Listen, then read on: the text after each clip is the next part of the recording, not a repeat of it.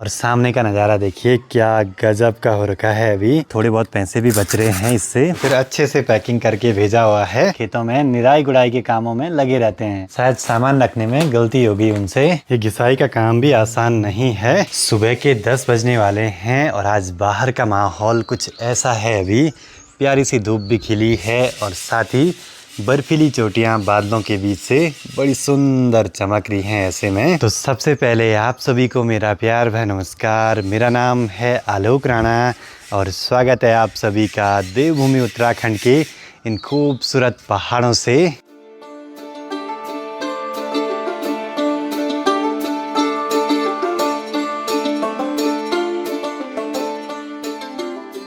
बाकी अब यहाँ घर पे तो लगातार सजावट का काम जारी है। कल काफ़ी काम हमने साफ़ सफाई का निपटा दिया था कमरों में और आज ज़रा मौसम सही है तो जो भी हमने ये लोहे वाली रेलिंग करवाई है तो इस पर घिसाई करके प्राइमर पेंट वगैरह कर देंगे। पहले तो ये पूरा जो जंग लगा है इसको घिसना पड़ेगा और घिसाई करके कुछ ऐसे चमकाना पड़ेगा। ये ले आ रखा है 100 नंबर का सैंड पेपर।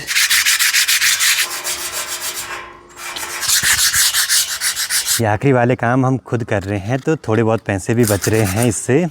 वो पैसे कहीं और काम आएंगे हमारे। हाथों के हाल कुछ ऐसे हो गए हैं भाई, बहुत ही बुरे से। जंग बहुत लगा है लोहे के एंगल पे। ऊपर से तेज चमक लग रही है धूप की। ऐसे में ठंडा ठंडा माल्टे का जूस मिल जाए तो इसकी तो फिर बात ही कुछ अलग है। बस अब 2-4 दिन और उसके बाद घर पे सारे काम कंप्लीट।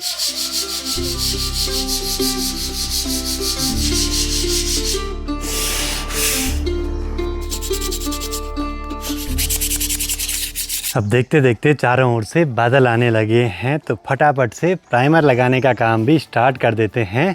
कहीं बारिश लगी तो फिर हमारी सारी मेहनत बर्बाद हो जाएगी। घिसाई करके हाथों के हाल कुछ ऐसे हो गए हैं भाई। साथ ही यहाँ पे प्राइमर का काम भी स्टार्ट हो गया है। चलो जी, माँ भी पहुँच गई खेतों के काम निपटा के और हम लगे हैं प्राइमर करने पे। लाए भाई,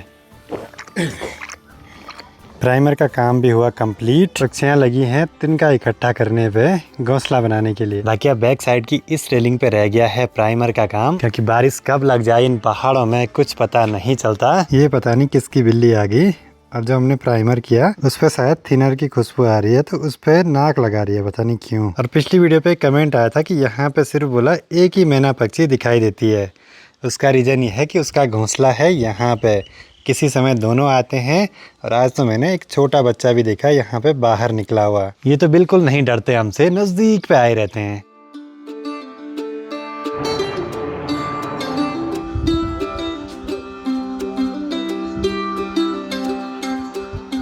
टाइम अभी 3:30 हो रहे हैं। ज़्यादा दिन में लंच के बाद आराम करेंगे तो काफ़ी लेट से फिर नींद खुलती है। तो सोच रहा हूँ कि फटाफट से ऊपर जो भी ये काम बचा है प्राइमर वगैरह लगाने का उसकी भी घिसाई कर देते हैं एक बारी। बाकी यहाँ ऊपर वाले फ्लोर पे भी बहुत सारा साफ सफाई का काम रह गया। अंदर कमरे तो हमने कल चमका दिए, बस उनमें जो बेड का गद्दा है उस पर कवर और उसमें तकिए चादर वगैरह सेट करना बाकी रह गया। एक बारी इस वाले काम को निपटा ही देते हैं यहाँ से। अभी ये फूटे हुए कांच भी ठीक करवाने हैं भाई। हाथों के हाल कुछ ऐसे हो गए हैं भाई। ये घिसाई का काम भी आसान नहीं है। माँ ले आई है गर्मा गर्म चाय। हो काम पे लगे लगे ना, टाइम का तो पता ही नहीं चलता है। हालत ख़राब होगी घिसाई का काम करके। अब माँ पापा को जाना है परवाड़ी वाले घर के काम करने के लिए और मुझे यहाँ पे ये पेंट का काम कंप्लीट करना है, क्योंकि सामने चौखंबा पर्वत की तरफ से बारिश भी होगी शुरू, तो उससे पहले ये काम करना ज़रूरी है।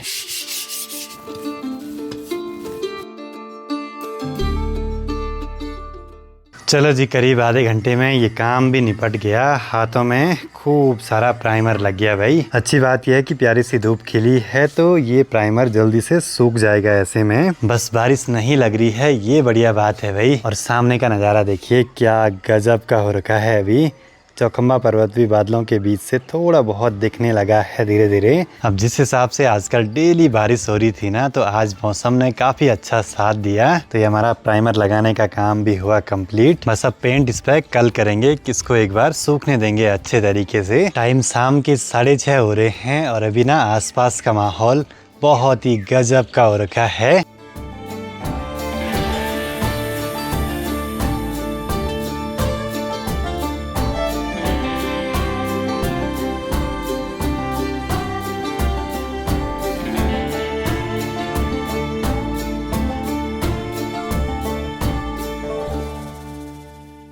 बाकी अपने घर से तो ठीक सामने दिखता है भाई चौखंबा पर्वत, बड़ा ही सुंदर सा। घर अगर यहाँ से 500 से 700 मीटर और ऊंचाई पे होता तो फिर चौखंबा पर्वत के साथ साथ मंडानी पीक और आसपास की कई सारी बर्फीली चोटियाँ दिखाई देती। और दूसरी तरफ यहाँ सनसेट के टाइम की लालिमा बड़ी गजब सी। बाकी यहाँ बरामदे में भी खूब साफ सफाई का काम अभी रह गया है। और कल अगर कांच आता है तो शायद ये वाली खिड़कियाँ भी बनवा देंगे फटाफट से। पहले तो सोचा था कि इन पे यूपीवीसी के फ्रेम पे ग्लास लगाएंगे, या ऐसा भी सोचा था कि फिक्स वाला टफन ग्लास लगाएंगे, उस पर कोई फ्रेम नहीं। अब लास्ट में उखीमठ में आसानी से जो मिल रहा है वही बनवाना है। यहाँ पे एल्युमिनियम के फ्रेम पे 5 mm का ग्लास बहुत है यहाँ के लिए। अब सोच रहा हूँ कि काम का छन लगा हुआ है तो आज ज़रा बरामदे को भी चमका देते हैं।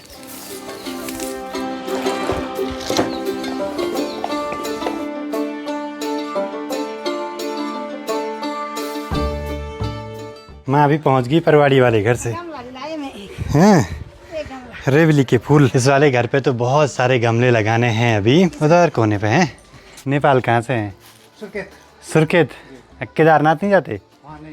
वैसे ना ज़्यादातर हम अपना सामान खुद ही ले आते हैं, चाहे 50 किलो का आटे का कट्टा हो, सीमेंट का कट्टा हो, या फिर छोटा मोटा घर का सामान हो।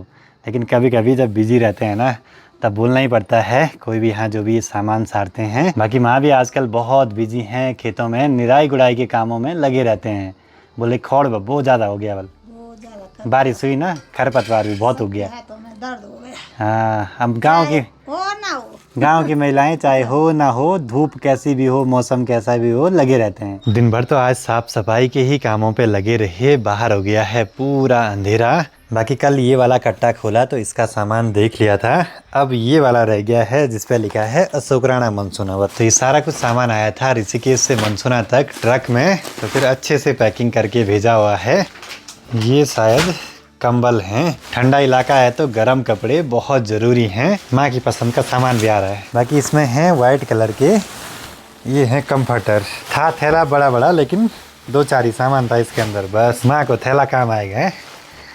पोड़ी रखने के बल सामान हो गया कम। तकिए नहीं आ रही शायद।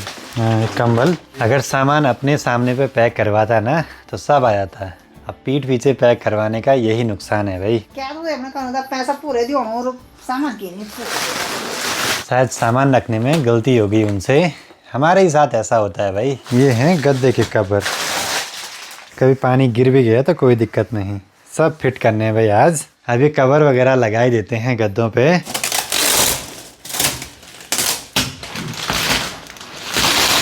गद्दा फटे ना खराब ना हो, उसके लिए यहाँ इस कब्जे पे टेप लगाना पड़ेगा।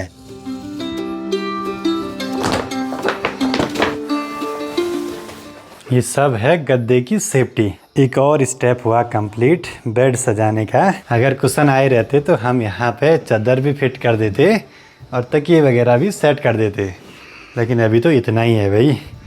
अब कंफर्टेबल लग रहा है, वो प्लास्टिक की आवाज़ नहीं आ रही है। आजकल डेली ऐसे रात के 8-9 बजे तक सजावट वगैरह के काम पे लगे रहते हैं। जैसे जैसे काम पूरे हो रहे हैं घर पे तो बढ़िया लग रहा है भाई, और एक सुकून सा महसूस हो रहा है, क्योंकि 1.5 साल हो गए इस बस ऊपर वाली मंजिल के काम के लिए। अब बस कुछ दिन और सारे काम पूरे हो जाएंगे फिर।